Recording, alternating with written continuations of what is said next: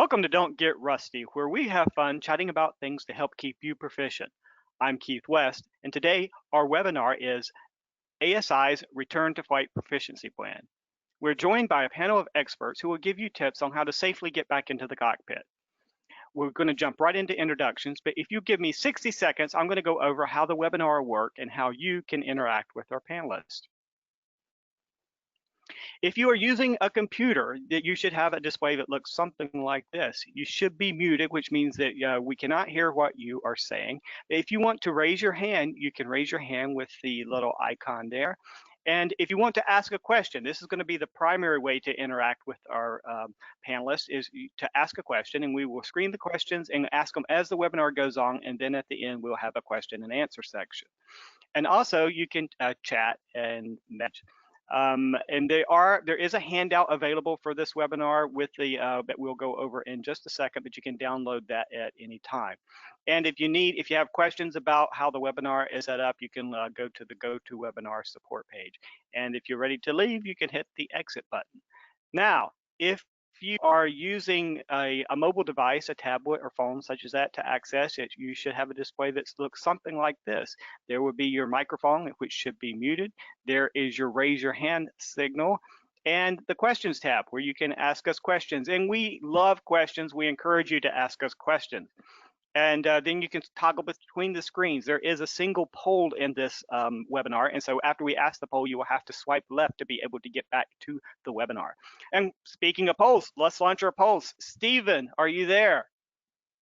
I am here. Stephen, say hi. Hi, Stephen. Okay, and the poll question today is, how rusty will you get before flying with an instructor? So we want to know how long you will go without flying before jumping in the airplane, without requiring an instructor. That's a tongue twister. It's a hard one to phrase. So let's let everyone take a second to answer the questions. Now, Stephen is our producer, and he is in the background helping us run this webinar. So what is it looking like here? Let's look and see what we're seeing as far as results here. Pretty short time, which is I think smart. Yeah, look at that. Wow. And so the results seem to be stabilizing just, well, it looks like the 6 months is coming up a little bit. Yeah. Yeah. Well, that's interesting, about even. Okay. Well, are we ready to roll the results out? No, they're still, okay, what do we got here? Isn't that interesting? Yeah, pretty even. Yeah, and honestly, I mean, I think the people here have better decision-making capabilities than I do. Sometimes I have gone longer than that, but to my never to my real regret, but it's something that you think about, because it is harder to come back than what you sometimes realize. And that's really what we're talking about today. How long can you lay off, and then when you come back, what do you need to be doing to make that go as smoothly as possible? Okay, so even if it's not an instructor, maybe it's even just flying with somebody, just having another pilot, that has been more current to just sort of back you up too. So, right. You know what another idea is? What's that? I just thought of this. We could, we work next to some guys, and they're like some safety team or something. We could ask them. Oh. I don't know. We'll see about that. I don't want to jump too far ahead, but as I said, I am Keith West. I am a flight instructor, and my position is Senior Director of Flight School Business Support. I work with flight schools to help them deliver a better flight training experience. I am joined by my colleagues. Chris, take it. Hey, I'm Chris Moser, also a CFI. I'm the Senior Director for Flight Training Education. So my role on the flight training team is to do the educational design of some of the curriculum that we're working on, and also to support CFIs and flight schools. And my other colleague here, Pablo. Hey, thanks, Chris. Hi, Pablo. Thanks for me out here in Chicago. I'm the Senior Director of Flight Training Technology, so I do the technology bits for YCF, and specifically, and I'm always going to tout it, a flight training application for in-cockpit training that we're working on right now. So with that, I'll send it back to Keith. To Paul. Paul. Okay, well, and we are joined by Paul Darris of Air Safety Institute, and I am just right now transferring the control of the presentation to Paul. Paul, introduce yourself. Hi guys, thanks for having me today. Appreciate it. My name is Paul Darris, as Keith mentioned. I'm the Senior Director of the Air Safety Institute, and today I'd be glad to talk to you about how to return to flight safely after taking some time off, especially during this coronavirus pandemic. So glad to be here, guys. Thank you. And Paul, the screen you're Welcome. showing is the kind of, I don't know, there you There you go. go.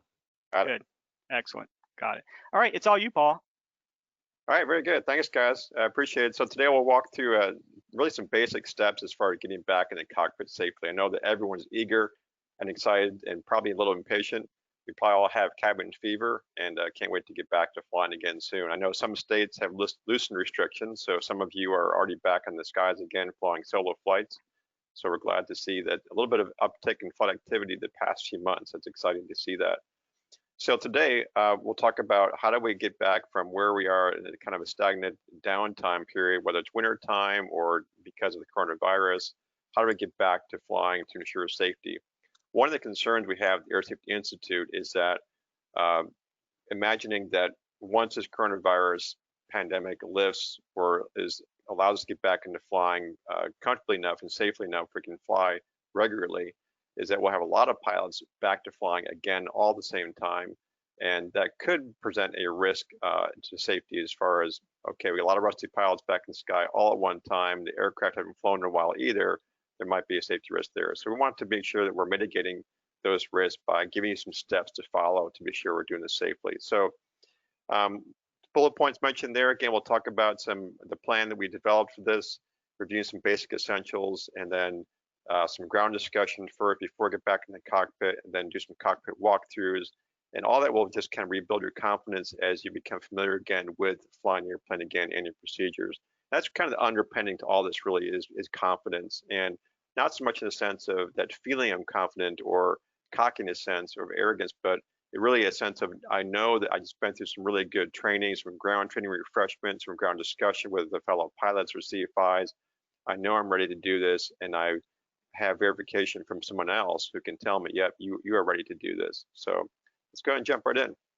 Hey, Paul, I neglected to say one thing, and that is that this webinar is being recorded, and that if you have to leave early or somebody else, you want to see it, it's going to be on the AOPA live YouTube channel tomorrow. So tune in tomorrow on YouTube if you have to leave, and you can see a recording of this webinar. All right, Paul, back to you. Great. Thanks, Keith.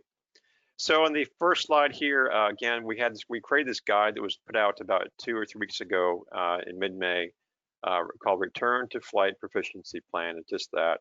And this was sponsored by Hartzell Prop, so we want to give them a shout out for sponsoring this important product. And really the catalyst to all this, again, was the COVID-19 pandemic. We realized that there are many cases where pilots just have some downtime. And most commonly, we think, at least in the northern states, would be in Alaska as well, just wintertime. We don't fly for a good 2 to 4 months, many cases. And when we come out of that time period, is we have to be sure we're ready to get back flying safely again. So at the bottom of each slide, you'll see a URL there that will take you right to the Return to Flight Proficiency Plan. So feel free to use that URL anytime you can. All right, so keep in mind that when we get back into flying, we're not where we left off. That's a key point to make here throughout this presentation is it's easy for us to think, okay, well, it's only been 2 to 4 months, whatever the time period may be. I can pick up back off where I left off again, and we may not realize that our skills or knowledge has degraded to a certain extent during that time period. But the trick is to know yourself. Don't compare yourself to other pilots who are getting back in the cockpit a certain way, a certain fashion. Everyone has different ways of remembering and retaining material, whether it's checklist items or memory items. Your motor skills might be different from someone else's. So know your own limitations and know how much time you need to prepare yourself. Again, sometimes we have peer pressure in the GA community as far as everybody else is doing it quickly, and let me get back to the same rate they're at the same pace. But know yourself. You might be faster or slower than someone else doing it. All right, so while we're waiting, take advantage of using a flight sim if you can get access to one, whether it's one at a flight school, whether it's a Redbird sim or just a lower level desktop PC flight sim as shown here. Now the guy on the right side of the screen here, this is from the UK, apparently invested, I think, £15,000 in developing and creating this flight sim. So you don't have to go to that far extent. If you can, great. But either way, the point to make here is that use a flight sim during the downtime to go through procedures, especially if you're an IFR pilot. I know I did this years ago. Before I came to AOPA years ago, I was in a non-aviation career field, and between graduating from college and coming to AOPA, had probably a good, almost 10 years of time where I wasn't flying regularly. So I use a flight sim all the time to stay current on the scans and procedures, IFR especially. And then by the time I get back into flying regularly, it really paid off. I could really see where the skills had stayed somewhat sharp, and at least in my mind. So take advantage of a flight sim.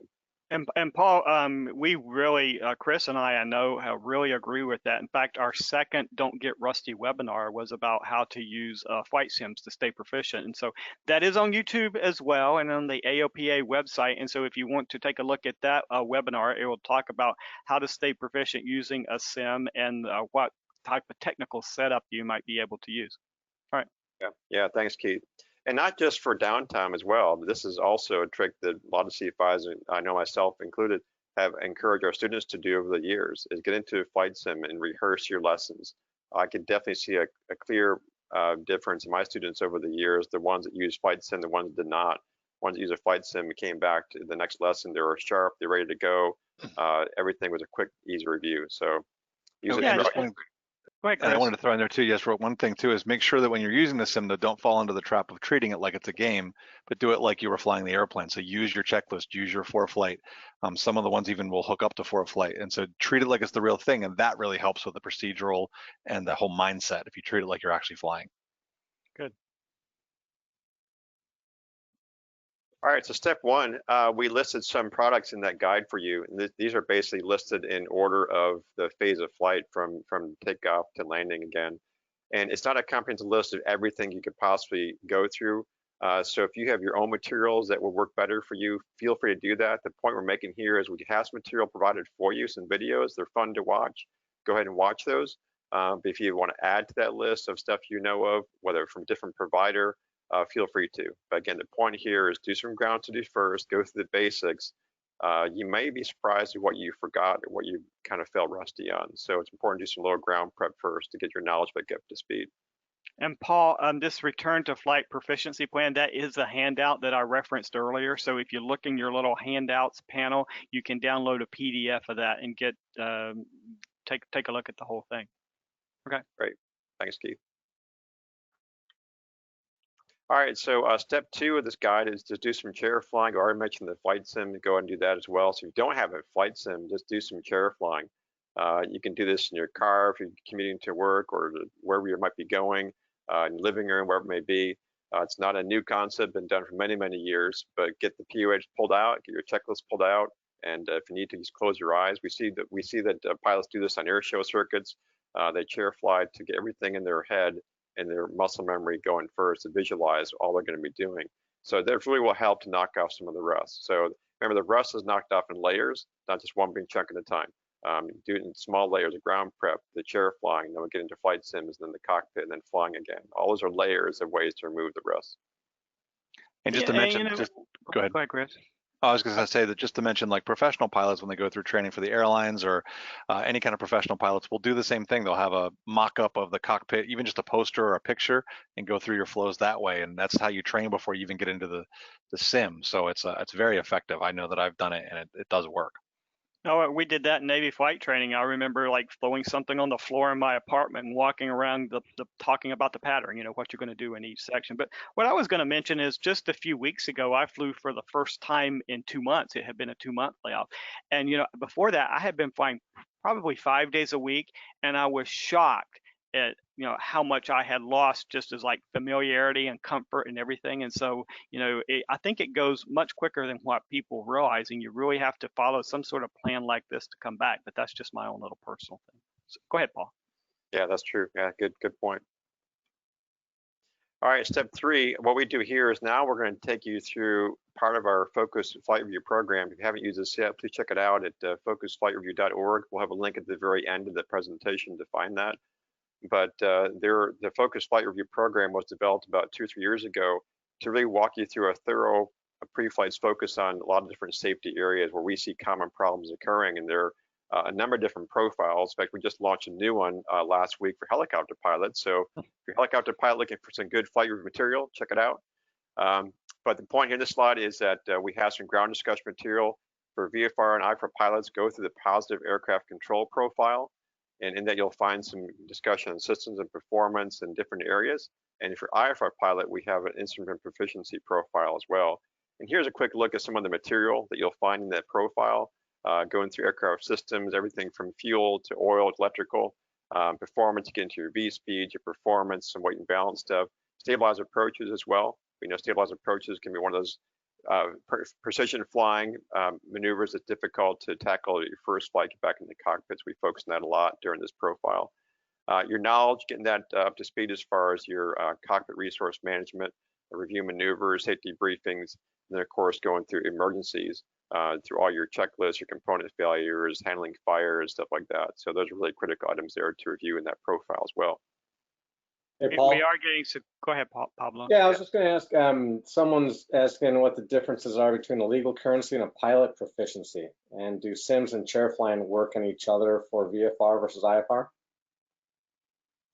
I can take that one at a time. So the first one is currency versus proficiency. The currency, really known as recency of flight experience, according to the regulations, that's just a bare minimum. For example, you want to take out passengers, it's, take out 3 takeoff lanes in the past 90 days. One example of being current again. Your flight review every 2 years, example of being current. So you're current to fly as pilot in command, but the question is, are you really proficient? Proficiency goes above and beyond the legal minimums to be sure that you're flying regularly, actively, challenge yourself, maybe with a new rating or certificate, staying really safety minded and staying really sharp at the very best of your game. So that's proficiency versus being legal and current. I do want to mention too that this program is eligible for Wings credit, and so it happens automatically. We will submit the email addresses of everyone who attended to the FAA, and it will show up in your FAST account in about a week. So give us a little bit of time there. But assuming that you register with the email address that is used by the FAA, you will get automatic credit. And Pablo, what was that second question? Yeah, so the second part was how sims and chair flying can work for VFR versus IFR. I don't understand. That's how it was written. So, Chris, you want to take that one? I would look at that, and I'm looking at the question myself here too, and it says, how can it work for VFR versus IFR? One thing is if you have, I guess, 2 things. One, for when it comes to, I think, for proficiency, I think for both VFR and IFR, sims are amazing for both. I think that they really can help you be more ready to get back in the cockpit. Obviously, it doesn't count towards legal currency in the sense of the VFR part of it, but I definitely think it helps with helping you become more proficient and stay in the game. So it'll definitely make it easier to get back in the cockpit. For the IFR, if you have an approved simulator or flight training device, what's the official term now? I'm forgetting right now.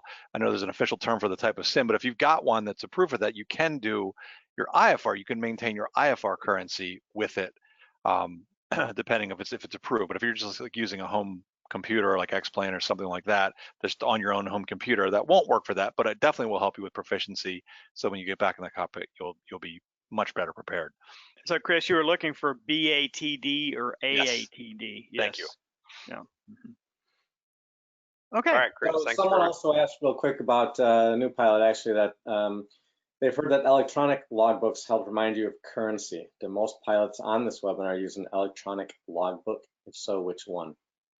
ForeFlight? I will answer that I do not. I still have a book. What do you use, Chris? I do use ForeFlight. I've transitioned over to the electronic part of that, and I still wonder if I should be keeping the paper backup. But I do use that, and it does help because it'll tell me how many days I have left. It's very helpful how many days I have left for landing currency or my flight review and all this kind of thing. So it makes it a lot easier to track. Also, if you're using, if maybe you're renting someplace and you're using a scheduler, the scheduler may have something built into it as well. I know that we have Flight Schedule Pro, and that does it where it'll track. And so some of the other schedulers may do that as well. Okay. Yeah, I still use a paper logbook. I've tried different apps in the past, but I keep falling back to the paper logbook. Well, the other thing too, and the question was, does it help you remind you of currency? And I don't use one either. I use a paper one as well. So, but I mean, you know, I guess there's two things for me is I don't fly often enough to be like, oh, I'm great, but I fly often enough where I just have to sit there and go, when was the last time I flew? And it's generally been 2 or 3 months, you know what I mean? So it's in our online scheduler basically shows me all of my reservations anyway. So that's kind of what I use. And then I think there was one where I was like, well, I don't remember flying that. And then I just went to my logbook. So it's kind of, everyone's different, man. I mean, here, I think you've noticed other than Chris, we all still use regular logbooks. So, and this is a new student that asked that. That's why he was asking. So I think it really is what you're comfortable with. All right, Okay. moving along. Good questions. Keep them coming in. All right, step 4 in the proficiency plan is now that gets exciting part. We get back in the cockpit again.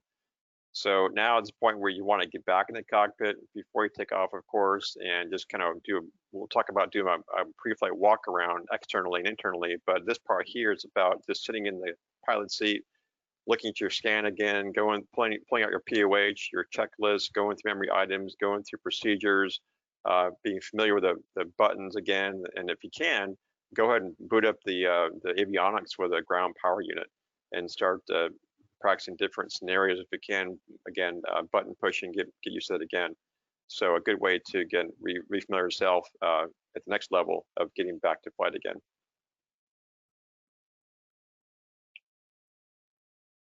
All right, step 5, rebuilding that confidence and competency.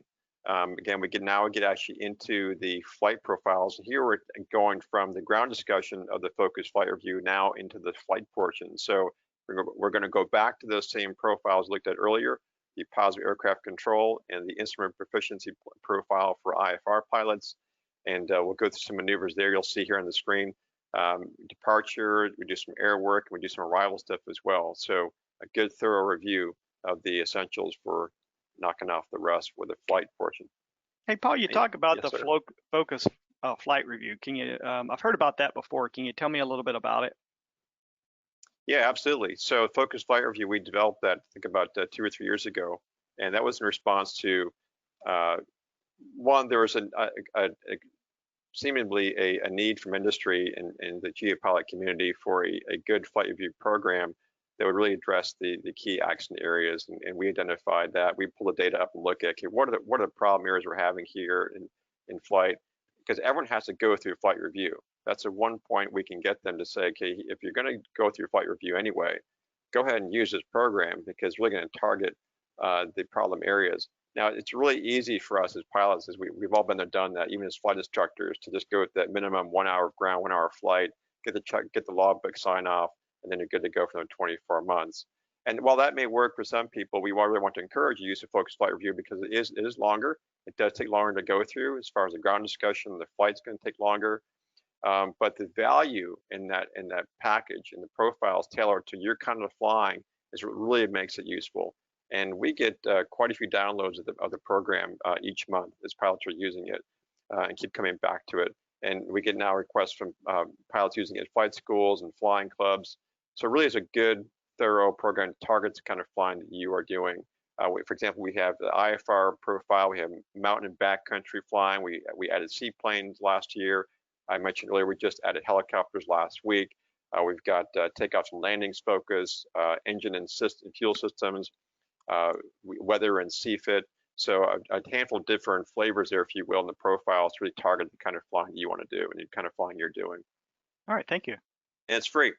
Anyone can use it free. So again, check it out at focusflightreview.org. We'll have a link at the very end here to point you to that.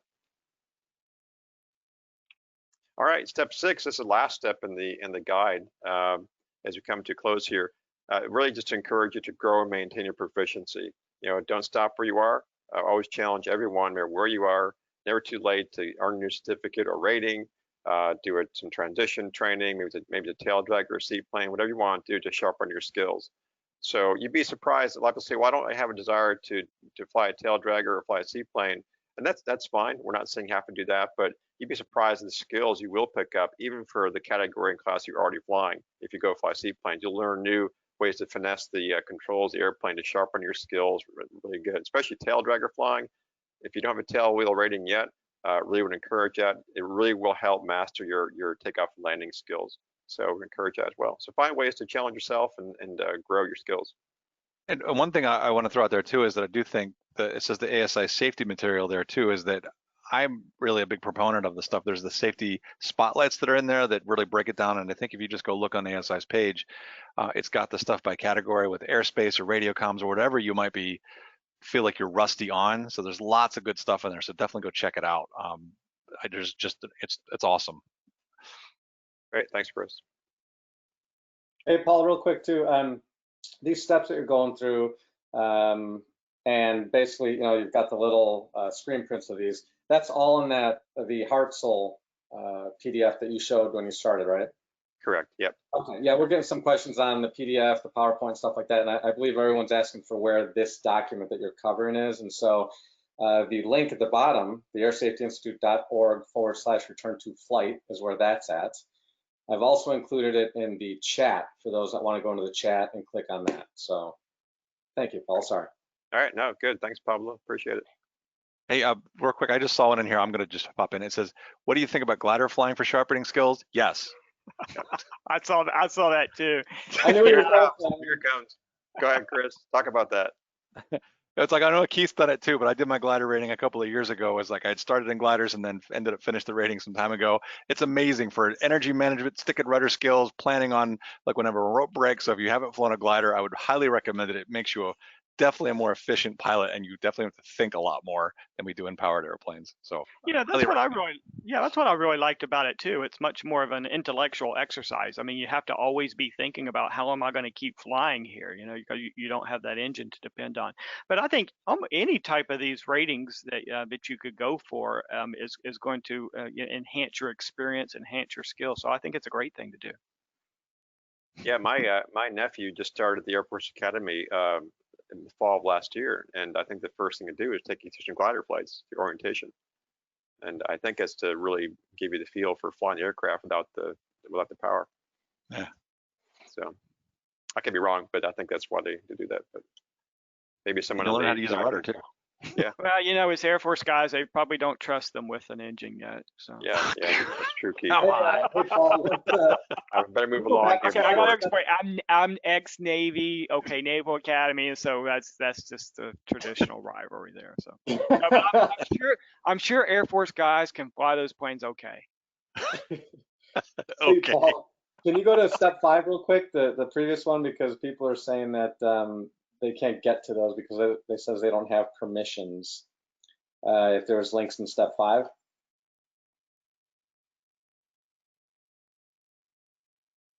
What permissions are they talking about, Pablo? Yeah. I think when they click, those are links, I'm assuming, that are probably within the PDF, positive aircraft control flight profile and instrument proficiency flight profile.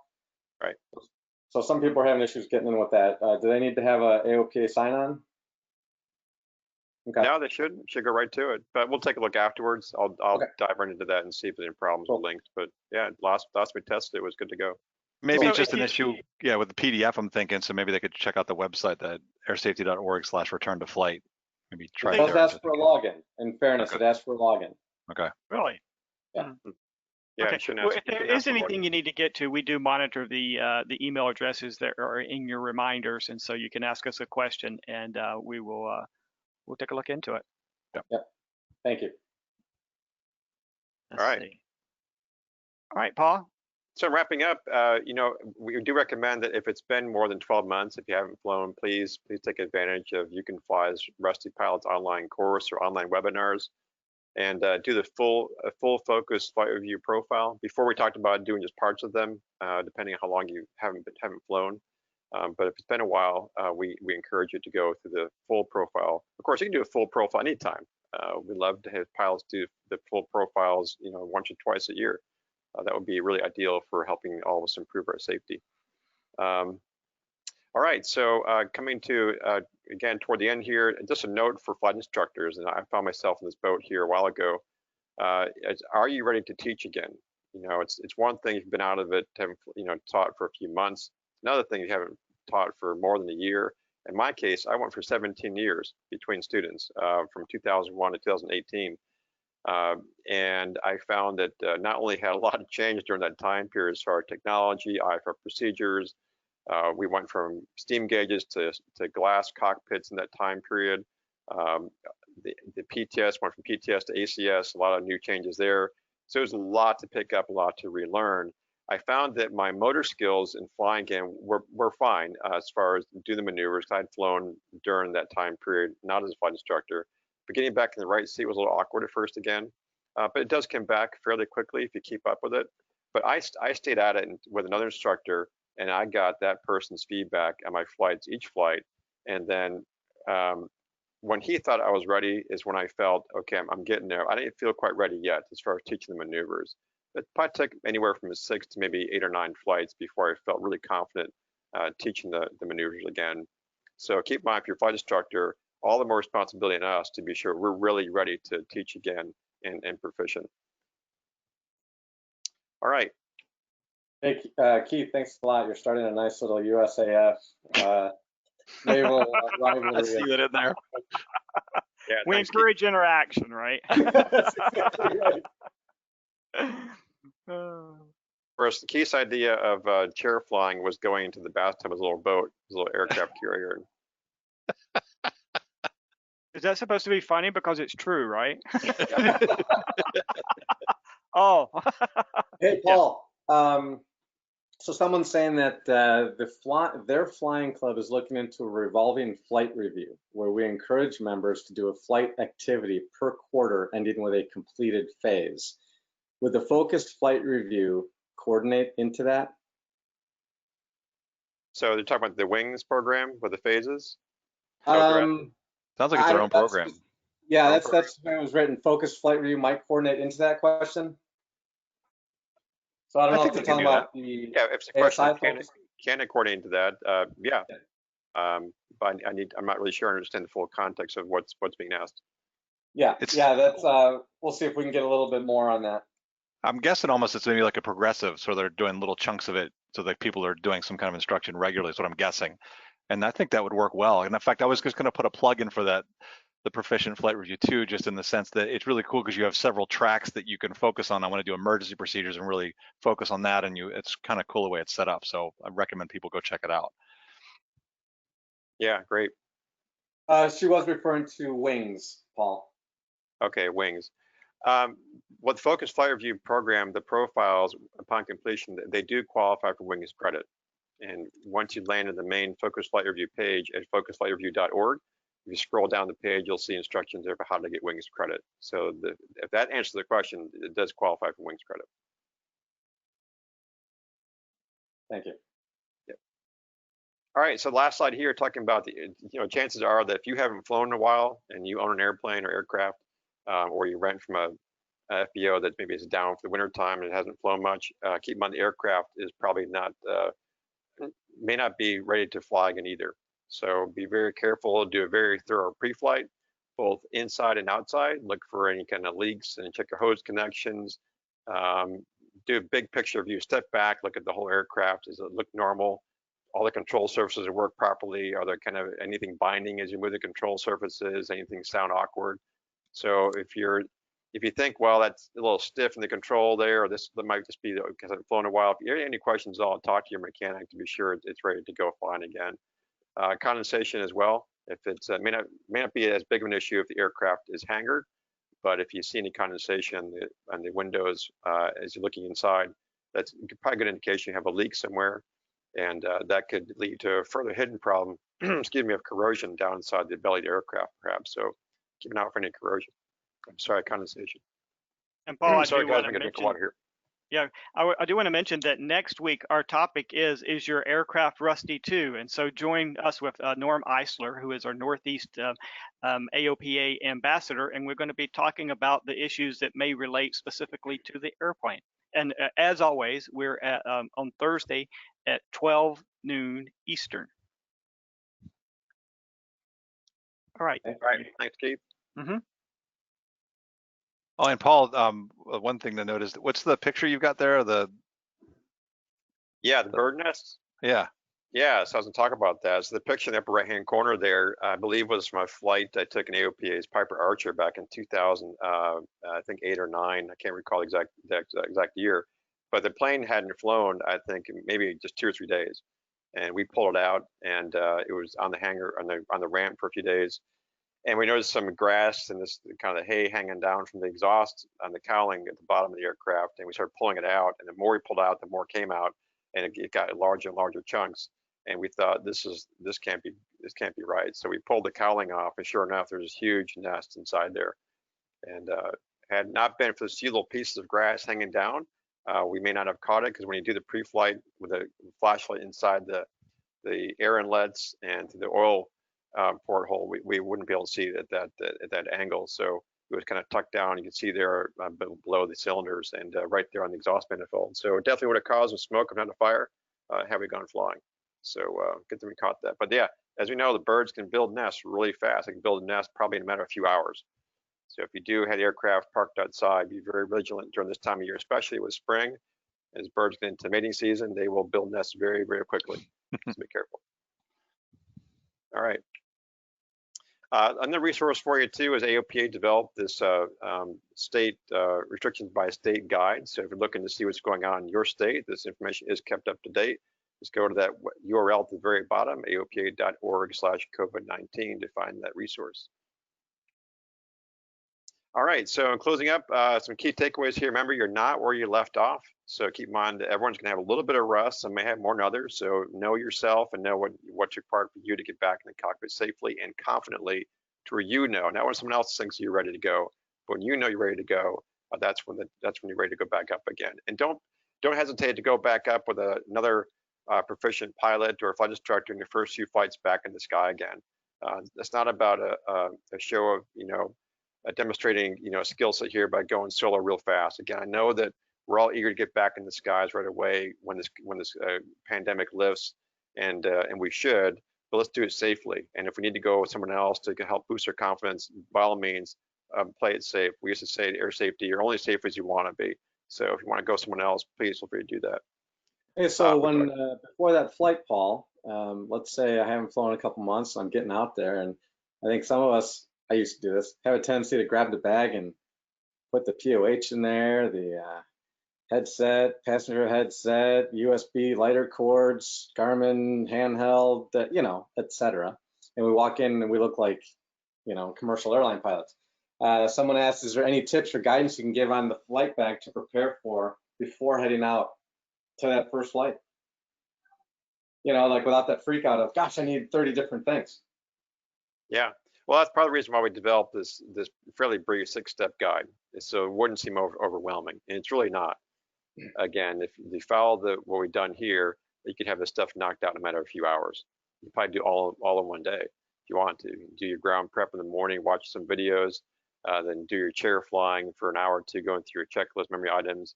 And if you schedule it sometime in advance with another proficient PIC or a CFI who can go up with you that day.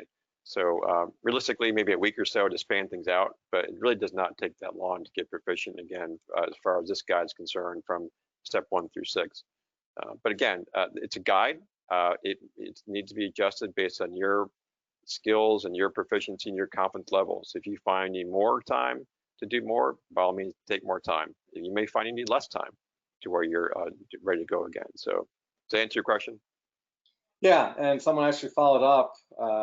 I think I recognize this safety person, and they said, you know what, dump out the whole thing and repack it every couple months, active or not. Yeah. Okay, I like that too. The one thing I'll add in when it comes to a bag, because I know that I'm kind of guilty, I take a bunch of stuff with me all sometimes, but the biggest thing is keep it organized. So whatever it is you're taking, really think about what it is. The dumping out and editing, it's probably not a bad idea, but also make sure that it's organized in a way that you know where stuff is. So for me, I have certain pockets where I keep stuff that I can reach back without even having to look back there and get stuff out, because I know where I keep it. I'll just say that every bag I get is smaller than the one before, because it really comes down to an iPad or an iPhone has most of the information you need now. I mean, that and your headsets and the device. That's good for me. True. Yeah. The in-flight meal all ready to go in my microwave. So you do. I bet you do carry food, don't you? MRE is ready to go. Exactly. Another point I want to mention too, as far as getting back into flying again, once you're back in the sky again, don't feel like to do all the kind of flying you did right away. If you need to baby step it back into, do some basic air work, go fly to the airport, go get a $100 hamburger and come back. But if you don't dive into low IFR right away, if you haven't flown in a while. So just be very careful that you kind of phase yourself back into getting current again and build those skills a little bit at a time. Hey, Paul, really quick, I just saw a question that popped up. The personal minimums contracts you have on the slide there, they want to know where to find those. Yeah, I was going to mention that. There is if you go to aerosafetyinstitute.org, and there's go to publications, and then scroll down that page, you'll see the links there to the minimum contracts. I think it's really a great idea to have those personal minimums, and you get them decided ahead of time before it's time to go fly, because early in the morning when you get ready to launch out on a long cross country is not the time to be deciding, does this really meet my criteria or not. If you have something that you can refer to, the decision is made for you, and I think that's the safe way to go. Yeah. And one last thing too is get everything updated, right? As David says, make sure if you're using ForeFlight, Garmin, whatever that EFB is, make sure it's updated. Oh my gosh, yeah, who hasn't been in that situation? Oh, yeah. It said downloads. Yeah. Didn't do the downloads, and you're flying too late. Yeah. Download all of the Chicagoland area. Like, oh man. So yeah, and then obviously batteries, rechargeables, all that stuff. I know I always forget, and I would say 3-4 times a year, I'm like, damn, the Stratus is down to 10%. Like, oh, turn it off to take off, or turn it on, then turn it off for the 3-hour flight, and then turn it back on when I get home. Like,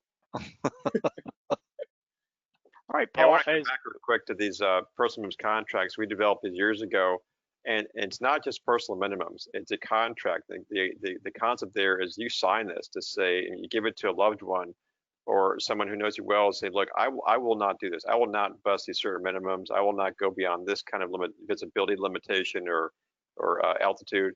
So it's really is a unique way to kind of hold yourself accountable and have others hold you accountable as well to your flights. So more we hand these out usually at the flying different events, but if you can encourage yourself to use these minimum contracts, it does help kind of bring safety-mindedness to the front of our minds before we go flying. And update them regularly, because again, as more proficient you get, you'll find that you're able to adjust your minimums. And your proficiency changes over time. I mean, after a little bit of not flying or not flying a particular type of thing, like you haven't done instrument work lately, your minimums probably should change off of that. Yeah, exactly. Again, go back to what you're confident with. When I was getting back into flying years ago, really appreciate the work you can fly your team has done, Keith, you guys, because that really inspired me to get back into instructing again a few years ago. When I was at that point of getting back into it, the flight instructor I was flying with, he said to me, "Oh, you're ready to go." He said, "You no problems. Your maneuvers are sharp. You're ready to go."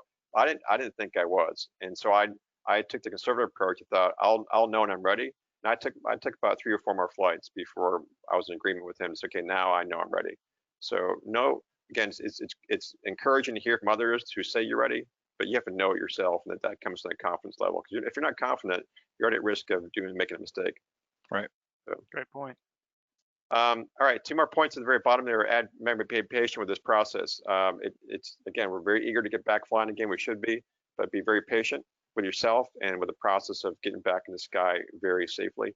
And then share experience. Right now, I just love going to Instagram and social media to see who's out there flying, what stories they're sharing. So if you haven't joined us on the AOPA Instagram or our social media channels, on our AOPA Live this week and our different channels we offer and videos, check us out, because and other pilots as well. A lot of great resources out there from other pilots and industry groups are putting content out there to inspire us to fly again and share experience. So it's really important now more than ever to put out material to encourage everyone that we're going to get there again. We'll get through all this, and we'll get back to flying again. We'll do it safely. So that is all I had. Here's some resources here in this slide here as far as links to the materials with the Focus Flight Review, the Return to Flight PDF, and the, of course, rustypilots.org for the online course and webinar. So guys, back to you. If you have any questions, any more chat questions coming in I can help with. Oh There's yeah, lots of questions. we have a bunch of questions. Yeah, All and right. so you all do a great job over there at ASI, Paul, of putting all this information together and a lot of great resources. And we're really pleased to have you here. And so Pablo, it usually leads our question and answer session. And so Pablo, what kind of questions do we have for Paul and the rest of the panel? It's a lot. Yeah, I've been watching. Hey, can I hit one really quick? Because I saw one pop up a Yeah, go couple of ahead. times, which was for the question was, do I need an instructor present to log IFR approaches using a BATD or an AATD? And no, you don't. The regs have changed, and it's really cool. So as long as you are still legally current for IFR, you don't have to have an instructor present anymore, which is awesome. That is awesome. Yeah. Okay. Yeah. Go ahead, Pablo. Yeah, so here's one that says, if something happened, like an accident or violation, what form of logbook will I be asked for?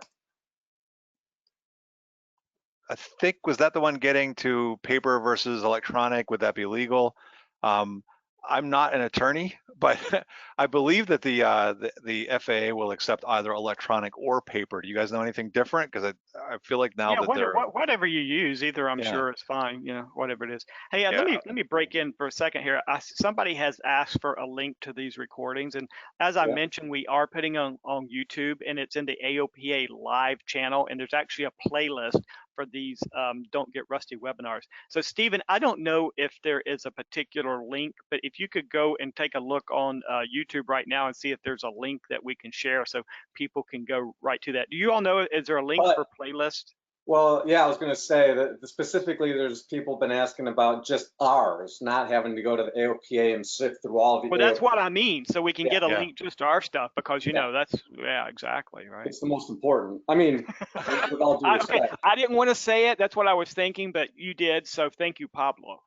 Well, they're definitely a close second. You're 1B, Paul, for sure. It's the Pablo show. Well, thank you, Chris. I just posted the playlist link. I just posted the playlist link in the chat and on the answer to the question. Wow, Stephen, that was fast. Yeah, nice. Wow. Thank you, sir. Sir, thank you.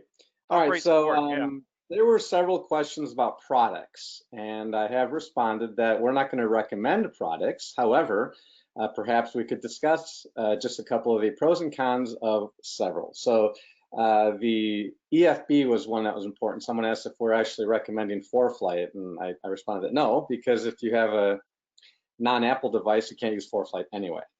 So one of the questions specifically was, can you compare Garmin Pilot versus ForeFlight? Now, I know that could be a whole webinar in itself, but does anyone use either of those, and maybe discuss those quickly?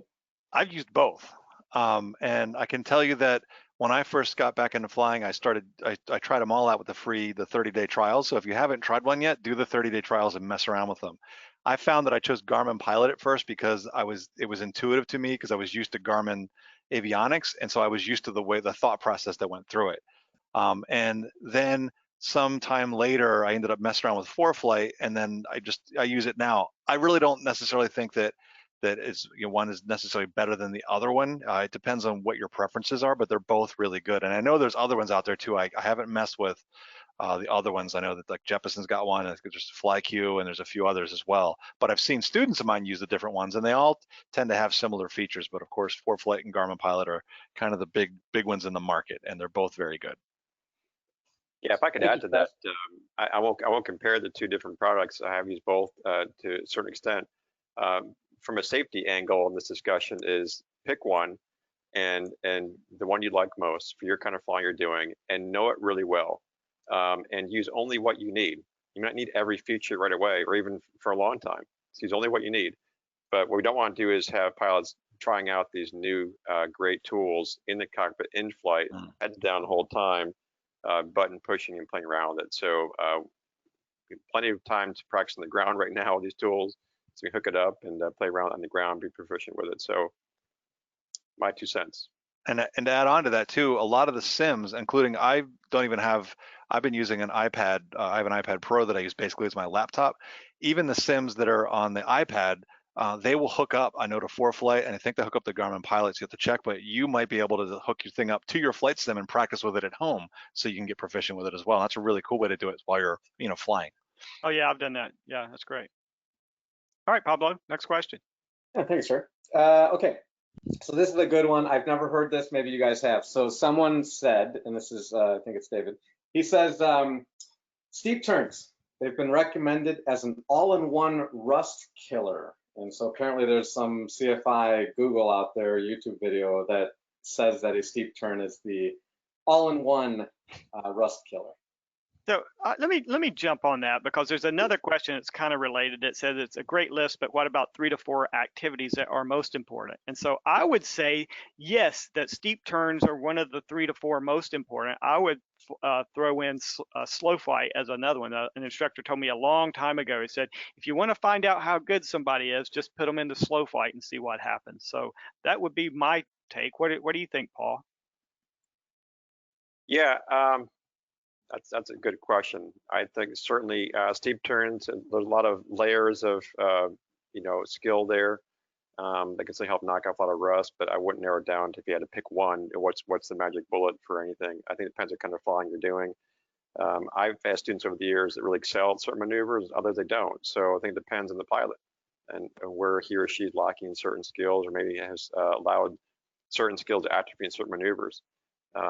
Maybe their magic bullet is stalls, or maybe it's unusual add to recovery that does it for them. Once they go through those, they find that the rust has been knocked out. So I think it depends on the pilot. That's my perspective on it. I'll put the slide back up. This is a summary of the focus flight review flight profile work. I put back in the slide here in case anyone wants to take a look at that. Okay. One of the things that comes to my mind too is that, again, I think it's probably a good idea to go through a bunch, but there might be some things, maybe you put things in a rotation that you go up and practice regularly. But one of the things I would say too, there was an article some time ago in AOPA that I found that was I think it was called Fly Like a Fighter Pilot. Maybe it was a column, I can't remember. But the point of it is that and I've seen this as a flight instructor, when I fly with people that were in the military, they are very precise with their flying. It's like, it's one thing, you might say 65 knots on final, and people might be like, oh, 60 to 70. But when you fly with someone who is military trained, they tend to fly 65 knots. It's like on a digital one, it stays on 65. So I would say that always be working towards precision. So when it comes to, steep turns, I think are great. Slow flight, I agree. And then in landings, don't just land somewhere on the runway, but land on a spot and do your approach at whatever the approach speed is, and work towards that. Because if you can do that and you're able to do that, that's going to that's going to help with a lot of proficiency versus just, I can get it down somewhere on the runway. Yeah. Hey, Chris, I'm not sure if it was you or someone else that coined that phrase years ago. Aim small, miss small. Was that you or someone else that coined that phrase? But that wasn't pretty me, good. no. Yeah. That's good. Along the lines. I flew just a couple of weeks ago, and I was doing landings, and I was trying to land in a very small space, and I just wasn't getting there, And so the point being that there's no end to this proficiency. I mean, just because you can go up and make your way through a steep turn or slow flight or a landing or whatever it might be, you want to try to always be better and better and closer, more precise, what it is exactly. And to me, that's the fun in flying, because it's not like you get somewhere and you reach a finish line. You can always be better. You can always learn more. So Keith, what you're really saying is you lost the boat and you couldn't find landing again, right? Oh, totally. It just didn't work out. Bolter. Somebody else, okay, they ask about the seminars again. Okay, recordings. Once again, it's on YouTube. Chris, yeah. I got one. And I actually told them, I think this person will appreciate this question. What sims do you use on iPad? Go. Yeah. I personally have been using recently, I have a little controller here. It looks like a game controller that I have for my iPad because you can't hook up a joystick to it, which admittedly is a major thing. I wish I could hook a joystick up to this, but I use Infinite Flight. I found that because my purpose was to use IFR proficiency, obviously not really currency, but for proficiency. I found that the display, it has this heads-up display where it literally looks like a G1000 type display or something. It's that whole electronic or glass panel type of thing. So I like Infinite Flight. I've also messed around with X-Plane Mobile on there as well, and it works well too. It was more of a learning curve, and it's like the model flies a little bit better on X-Plane, but for me, I like Infinite Flight, but go check them out. Like a lot of them you can get. I think you can get trials on too. I don't remember now, but they're pretty cool. Cool. That's it. I expected like, you know, A long. here's my look. I could do that, but I figure we have other questions too. Okay. All right. Next webinar. Okay. All right. So someone close to our hearts, I think his last name is Collins, says, hey, he'd argue that a good series of lazy eights will do the job like a steep turn would. Oh my gosh, lazy eights are impossible when you're proficient. Yeah, if you can do a lazy 8, you're better than I am. A good one. All right, if I'm filed IFR and flying ILS, can I log it for currency if it was in VMC? Who wants to take it? I can hop in, I guess. So I guess it's me. No, unless you have a safety pilot on board and you're under the hood. So you've got to be under the hood for simulated instrument conditions with a qualified safety pilot or an instructor, of course, a double-I instructor. All right, so what does qualified mean? Just a safety pilot. So you need someone who is current. I don't have to be current for a safety pilot. You do have to be current, right? Okay, so yeah, you've got to be current as a safety pilot and is qualified for that airplane. Just meet the safety pilot qualifications. So no instrument rating, nothing like that. Nope, they don't have to be instrument rated. You can actually have a private pilot. As long as they can act as pilot in command of that airplane, they can be a safety pilot for you. And they require a crew member. Right. So here's one that's a little bit, related, but I don't know if we'll have an answer. Is I think flying with other safety pilots is a great way to ease back into proficiency. Do you know of any resources out there to do that? Yes, your local airport. Okay. No? Yeah, well, serious. Put up a list. I mean, that's where your community is. Yeah, in your flying club, finder, flight school finder. We have you can find some contacts out there as well. Yeah. You might check with the local flight schools too, because a lot of times there might be people that are working on instrument or commercial and they're looking for time. And especially the instrument, if you do anything under the hood, you can both log PIC as long as you say that the safety pilot is pilot in command, and then that's like paying for half the time. You can share the cost of the flight that way between just the two of you. So I would check the local flight school too with students that are working on advanced ratings. Hey, Chris. Yes. What's that controller you're using? That's why I just saw that question. I use the iPad. I use this thing called the Steel Series. It's for iOS. So it's the Steel Series. I think it's called the Nimbus. Let's see. Yeah, it's the Nimbus.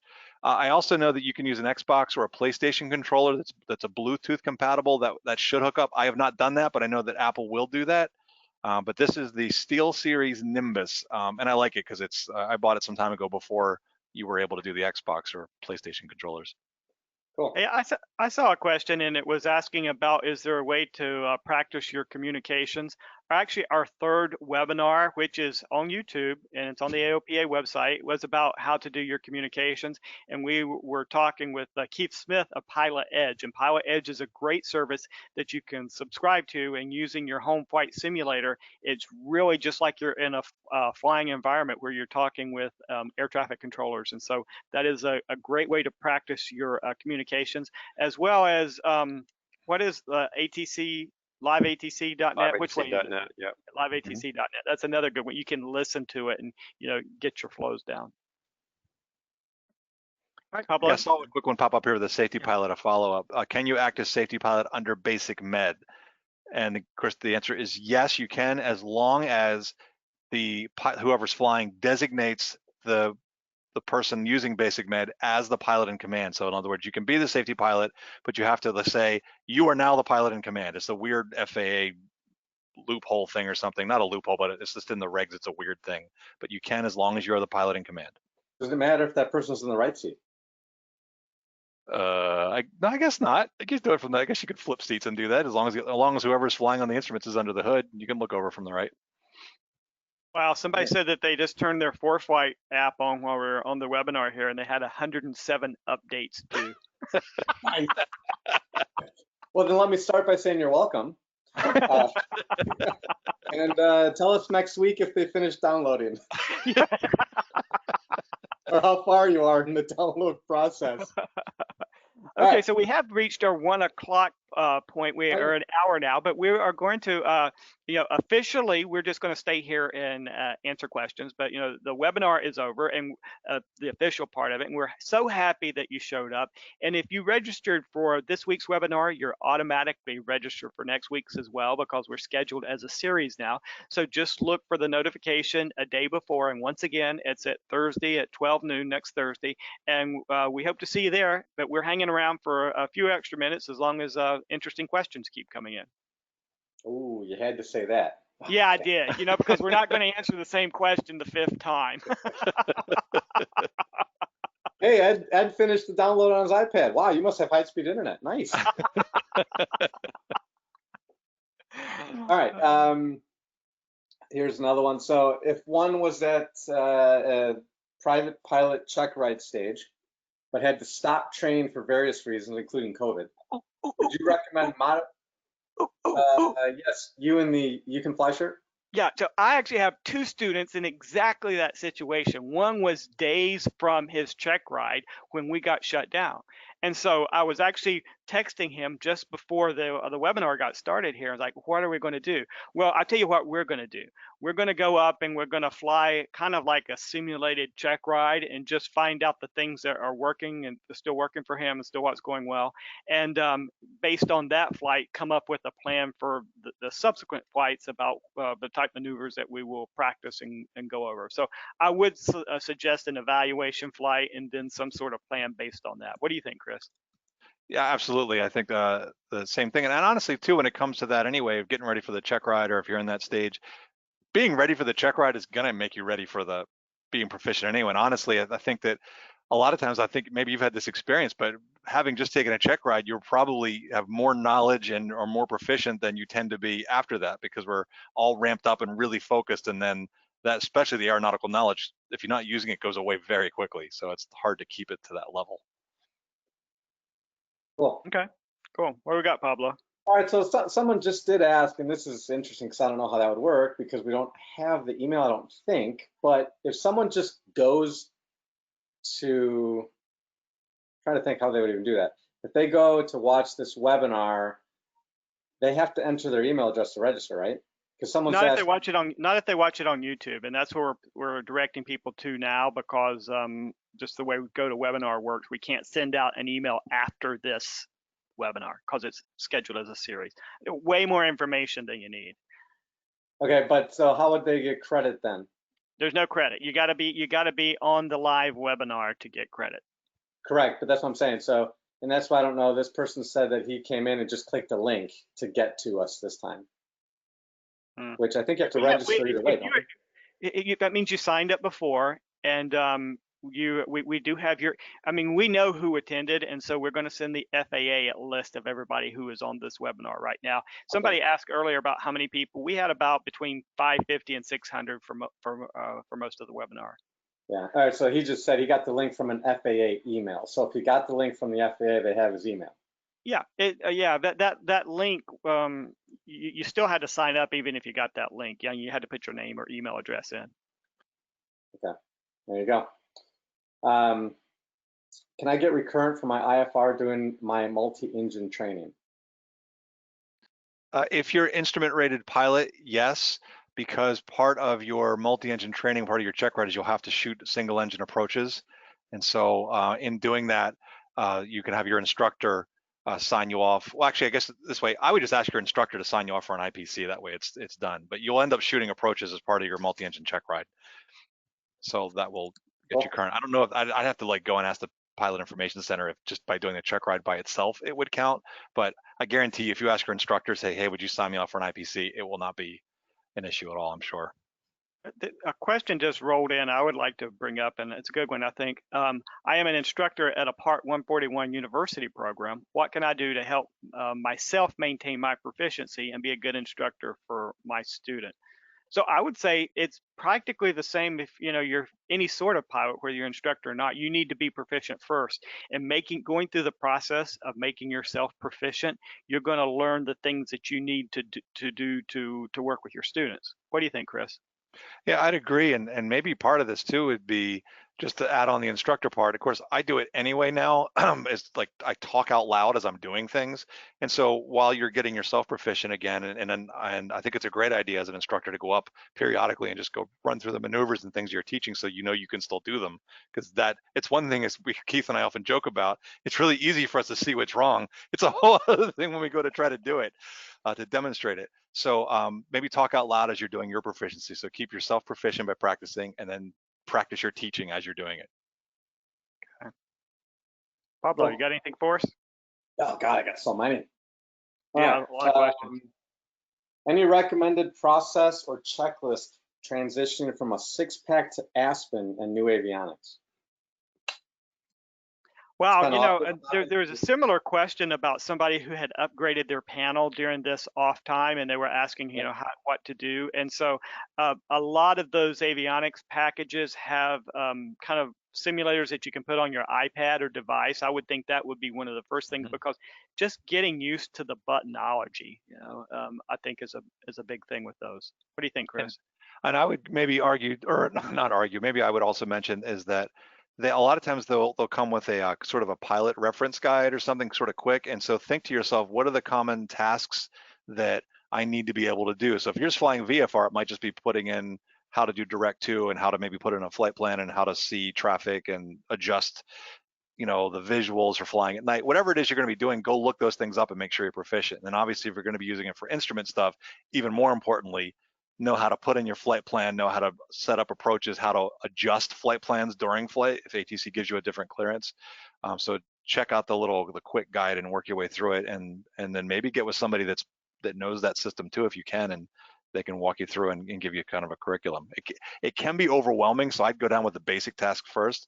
One thing I want to throw out there is that I remember when I was trying to learn a little bit about the G1000, the Civil Air Patrol, now they only have the G1000 stuff, but the Civil Air Patrol had a PowerPoint series that they created for training for VFR and for IFR flying. It literally walked you through the steps and then did you these basic tasks. And I was using that with one of those simulators on an iPad, and it helped a lot. I found it very useful, but I'm sure there are other providers out there that do that as well.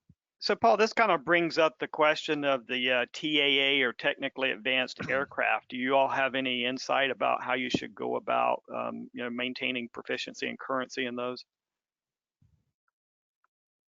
I think you're muted, Paul. Okay, there we go. All right, as kind of Chris mentioned, you know, it's take one step at a time and use the quick reference guides. If there's a manual there. But learn the essentials first, the basics first, and then build upon that. We do have a webinar coming up from Air Safety Institute, I believe next month or two on TAA, more of the human factors look at it, but that will be a good resource to check out when the time comes.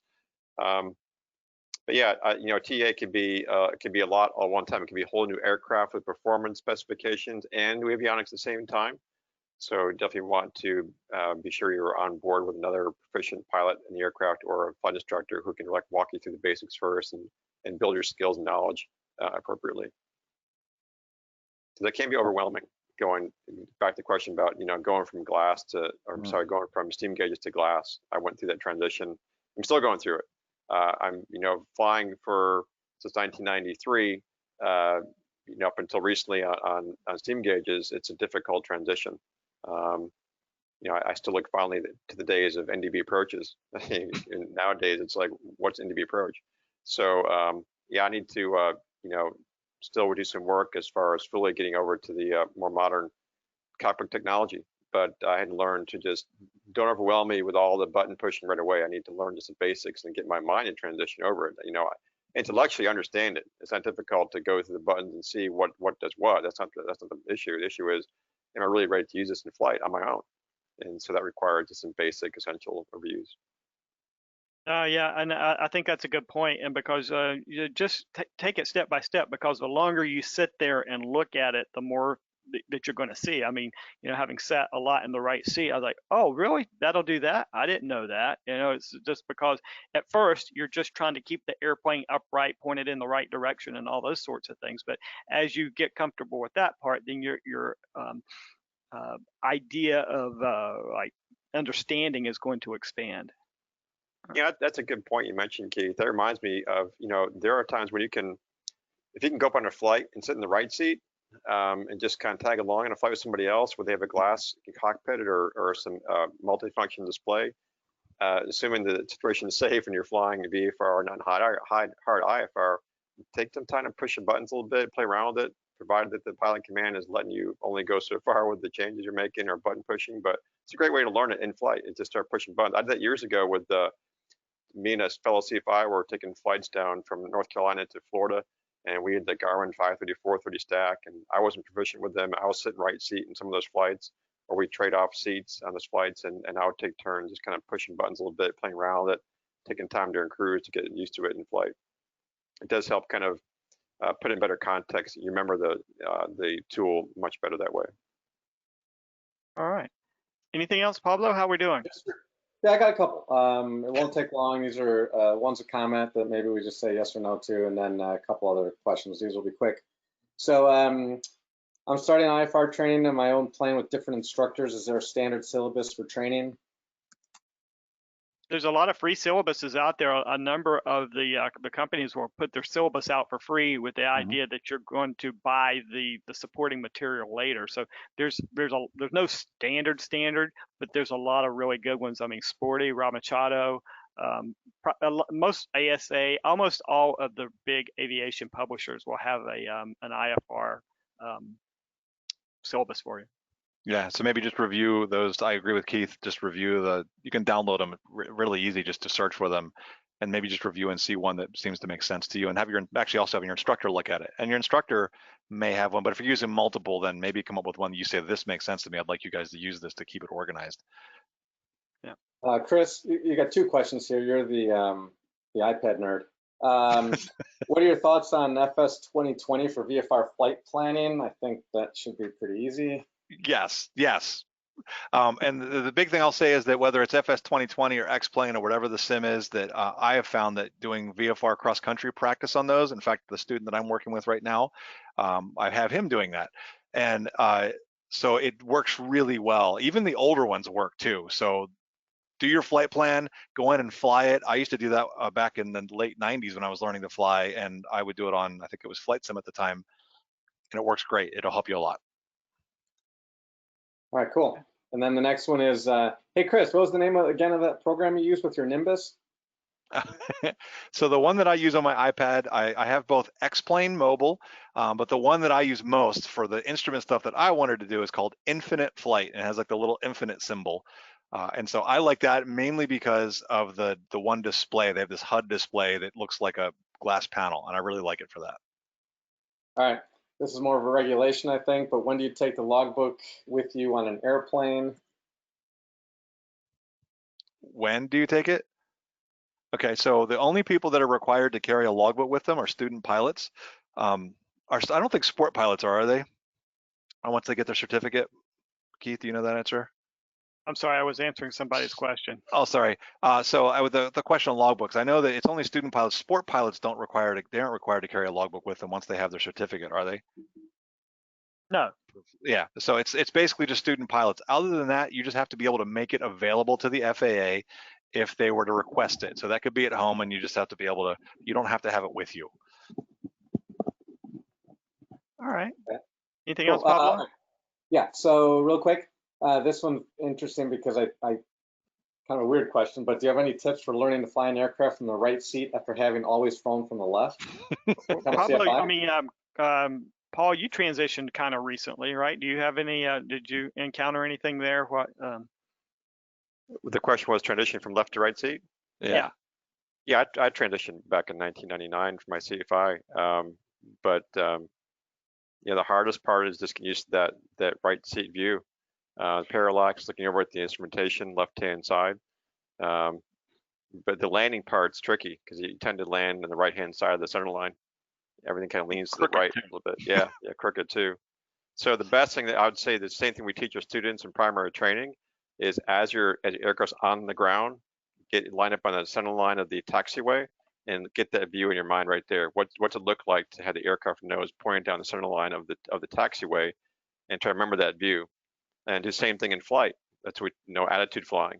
is now you're straight and level, get that view in your mind, what's it look like from the right-hand seat, do some turn, what's it look like right-hand seat. So you're constantly kind of reacquainting your mind with that new view, but doing baby steps again, start on the ground, what's it look like, and once you have that view in your mind and what's supposed to look like, you can transition that view into the landing center line, because you know where the nose should be oriented and the pitch attitude should be just right.